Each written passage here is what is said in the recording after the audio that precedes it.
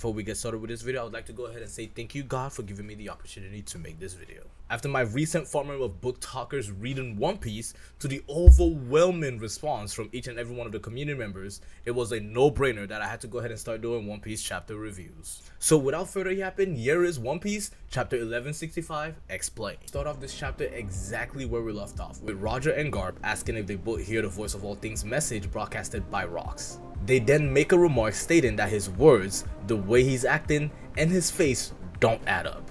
This is where Roger tries to block a sword attack from Rocks using ACOG. Now, just before we get started, I want to go ahead and say that I don't want to have to say Advanced Conqueror's Hockey coding every time, so I'm just going to say ACOG.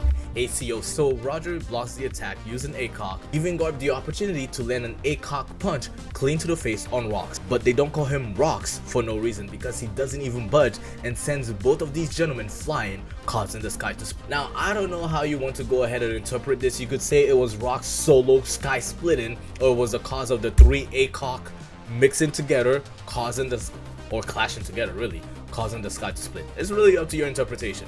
The chapter then shifts to Silver Axe telling everyone to get off the island, as well as Gold Lion Shiki officially announcing the disembarkment, or the disbanding, I don't think disembarkment is a word, the disbanding of the Rocks pirate. Roger and Garp both tell their crews and marines respectively to wait off the island, stating that they will make it back for sure. This is where we get one of my favorite panels in this entire little backstory, with Garp looking just like Luffy and Roger looking just like Ace.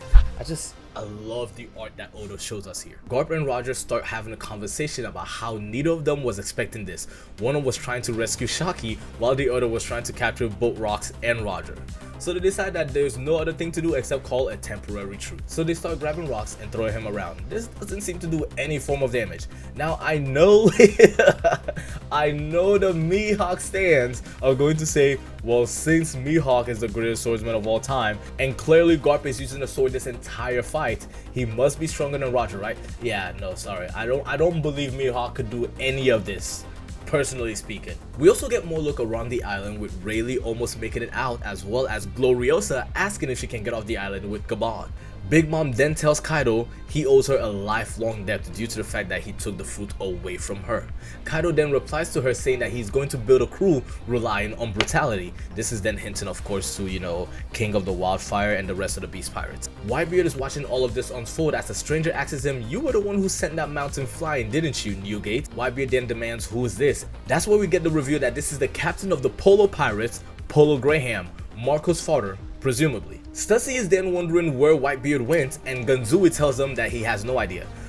I don't know if Ganzui is injured, because he doesn't seem to injured, but I'm presuming he lost his leg at some point. It might not be here though.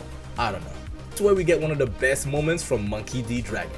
He gets on the marine ship and commands everyone on there to stop and let the survivors get aboard the ship. And then he says anyone who has a problem with this is getting executed. Then the Marines reply to him saying that, bro, this is clearly not gonna end well for you. Now, if you know anything about the Roger Pirates, is that they never leave a man behind. So now we have Rayleigh and Gabon headed towards the battle scene to try and see what they can do about it. Where the chapter switches over to Saturn, who doesn't seem to be in the emo form anymore, stating that this island never existed. Is that clear? Now there is a narration that happens while Garp and Roger are fighting Rocks. I'm gonna go ahead and read that to you. Records kept by G11 and CP6 concerning the top secret level S special mission on God Valley are very sparse. The names of the participants of the human hunt were purged. Little is recorded regarding the site of the incident at God Valley. Information regarding the island's whereabouts, size, and population were also purged. The number of casualties remain unknown to this day. Roger and Garp then continue the conversation, saying that what's going on in the government doesn't seem right, and Garp should just give up and join the Roger Pirates. And honestly, that would have been such a huge fan service, and I would have loved that if we found out that this entire time that Garp was secretly a double agent for Roger inside the Marines. But of course, Garp goes ahead and rejects the offer, saying that if he did that, who would be there to protect the Marines? And I think this then further explains why he's been doing what he's been doing. He wants to protect his crew, the Marines, from the government, but unfortunately they have to work with the government at times. This puts him in a very tough position, which explains a lot of what's been going on.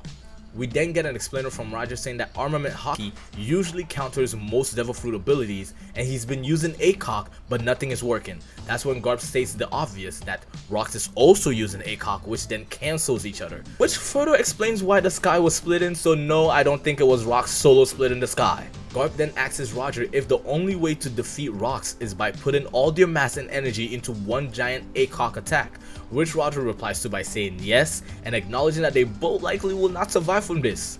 So Roger holds back his tears from the sympathy he has for Rox's situation, and Garp goes ahead and prepares an attack. Now Roger prepares an attack called Kagatsuchi's Ace, and Garp prepares a new attack called Infinitum Explosion. The chapter then comes to a close with this narration. The world government tried their best to bury this incident in the shadows. However, the disbanding of the chaotic crew led by Rox D. Zebek would leave an undeniable echo. The Rox pirates destabilized an entire era, and the tremors of their legacy will continue to shake the world. A legendary incident uncovered. And unfortunately, we have a break next week, but as you all know, personally, I enjoy the breaks because it gives us time to reflect on what we just digested, as well as Oda gets a time to relax, because I personally want Oda to live long enough and more than long enough to finish the story. So anytime he gets a chance to rest, I'm all for it. That being said, guys, make sure to leave a like, comment, subscribe, share this video with your family and friends, and I'll see you guys later.